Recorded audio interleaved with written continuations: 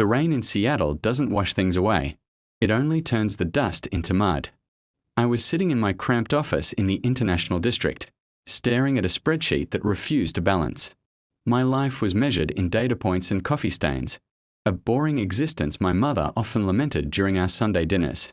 "Hero, you have the soul of a clerk," she would say, while polishing the family's old katana that sat on the mantel. That katana was the only thing of value left in our house after my father's great import venture collapsed 10 years ago. He had tried to bring premium Wagyu beef to the States, but he trusted a man with a golden smile and a hollow heart. We lost the house in Bellevue and moved to a drafty duplex where the walls smelled of damp cedar and old grease. I worked 3 jobs to put myself through a community college, while my twin brother, Kaito, was treated like a fallen prince. Kaito didn't work. He networked in the smoky backrooms of mahjong parlors and underground garages. My parents saw his laziness as strategic waiting, convinced that he inherited our grandfather's warrior spirit.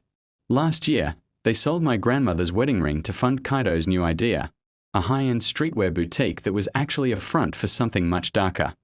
I warned them that the math didn't add up. You don't make that much profit selling hoodies in a dying mall. They told me I was jealous of his ambition and that my steady paycheck at the logistics firm was a sign of a small mind. But 3 days ago, the silence of my apartment was shattered by a heavy knock that didn't sound like a neighbor. When I opened the door, there was no one there, only a small, wet cardboard box with my name written in calligraphy. Inside was not a gift, but a single white carnation, the flower of death, and a copy of my own birth certificate. Attached to it was a handwritten note: "The blood of the twin is the currency of the debt." I realized then that Kaito hadn't just failed. He had traded my existence to settle a score I didn't even know existed. The boring life I had built was now a target, and my parents were the ones who handed him the bow and arrow. I checked my bank account, and my heart dropped into my stomach. Every cent of my savings, meant for my wedding with Naomi, was gone. Kaito had used my social security number to take out predatory loans, and now the predators were at my door. I found my parents in their usual spot, a cheap ramen shop on the edge of the shipyard where the air tastes like salt and diesel. They were splitting a single bowl of noodles, looking smaller and more fragile than I remembered. When I threw the white carnation on the table, my mother's chopsticks trembled, but my father didn't even look up. "Kaito is in trouble, hero," my father whispered, his voice sounding like dry leaves skittering on pavement. I told him that I was the one in trouble, that my bank account was empty and my identity was compromised. My mother reached out to touch my hand, but I pulled away, feeling a coldness that no soup could warm. She confessed that they had given Kaito my personal documents months ago, because he said he needed a silent guarantor for a business expansion. They didn't ask questions. They just wanted to believe that their golden son was finally finding his way back to the light. "He's your brother, your other half," she pleaded. "You have a stable job. You can always earn more money." I realized then that in their eyes, I wasn't a person, but a backup generator for Kaito's failing machine. They had mortgaged my future to pay for his present, and they didn't feel a single shred of guilt. The drama escalated when I told them I wouldn't pay a single cent of the legal fees or the shadow debts. My father stood up, his face reddening as he accused me of lacking ninjo, human compassion, and of being a cold, calculating machine. He told me that if Kaito went to jail, the family name would be dragged through the mud of the docks, and it would be my fault. I asked him what honor was left in a name that had been traded for cheap thrills and stolen identities. The argument was cut short when the window of the ramen shop shattered, a heavy brick landing right next to my father's bowl. Wrapped around the brick was a photograph of Naomi, my fiancée, leaving her office at the hospital. On the back was a simple message: "Interest is due at midnight." My parents looked at the photo, and for the first time, I saw real fear in their eyes. But it wasn't for me or Naomi. They were terrified because they realized the monsters Kaito played with didn't care about family loyalty or traditional honor. I walked out of that shop, leaving them with the bill and the broken glass, knowing I was now a detective in my own tragedy. I had to find Kaito before the men who sent that brick found Naomi, and I knew exactly where he would hide. He always went back to the place where our family's fall began, the abandoned warehouse. near the old fish market. As I drove through the neon-lit streets, I realized the boring skills I learned in logistics were exactly what I needed to track a ghost. Every shipment, every fake invoice, every trail of digital crumbs, I would use them all to tear his world down. The old fish market warehouse smelled of salt, rotted timber, and the metallic tang of a dying engine. I didn't use the front entrance. I knew the side loading dock where the sensors were outdated and the locks were purely ceremonial. My flashlight cut through the thick Seattle fog that had settled inside the hollow ribs of the building. I wasn't looking for Kaito himself yet. I was looking for his paper trail, the physical evidence of his digital crimes. In the corner of a mezzanine office, I found a stack of shipping crates marked with the Amaterasu logo. When I pried one open, I didn't find high-end streetwear or limited edition sneakers. Instead, I found rows of vintage electronics, grey market servers designed for untraceable data encryption. Kaito wasn't just running a boutique, he was hosting a dark hub for the local syndicate to mask their transactions. Then I saw it, resting on top of a heap of cables. My father's old katana, the one my mother had supposedly been polishing at home. The scabbard was chipped, and the silk wrap on the hilt was stained with something dark and sticky. He hadn't just stolen my identity, he had pawned the only symbol of our family's dignity to buy more time from the wolves. I opened a nearby laptop, my fingers flying across the keys as I bypassed the pathetic encryption Kaito thought was secure. The truth was far worse than a simple crypto scam or a few fraudulent loans. I found a series of emails between Kaito and a man known only as the Architect. Kaito wasn't just a victim of the syndicate. He was their scout, identifying safe targets for identity theft.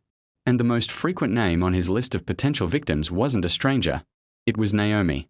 He had been mapping out her hospital's security protocols, preparing to sell the medical records of thousands of patients. My own brother had been grooming my fiancée to be his next great payday. As I downloaded the evidence, a red light began to pulse on the wall, a silent alarm I hadn't seen. I realized then that the warehouse wasn't a hiding spot. It was a trap designed to see if I was still loyal to the bloodline. A shadow moved near the exit, tall and lean, silhouetted against the streetlights of the pier. It wasn't a thug or a debt collector. It was Kaito, standing there with a heavy wrench in one hand and a burner phone in the other. He didn't look like a man in fear. He looked like a predator who had finally caught his prey. "You always had to be the smart one, hero," Kaito said, his voice echoing through the hollow warehouse like a ghost. He didn't attack me. He just leaned against a rusted pillar, watching me with a mixture of pity and contempt. He explained that the legal fees our parents were begging for weren't for a defense attorney at all. They were for a broker who could make the digital evidence of the hospital heist disappear before the FBI got involved. My parents knew everything. They knew about the servers, the stolen katana, and the plan to target Naomi.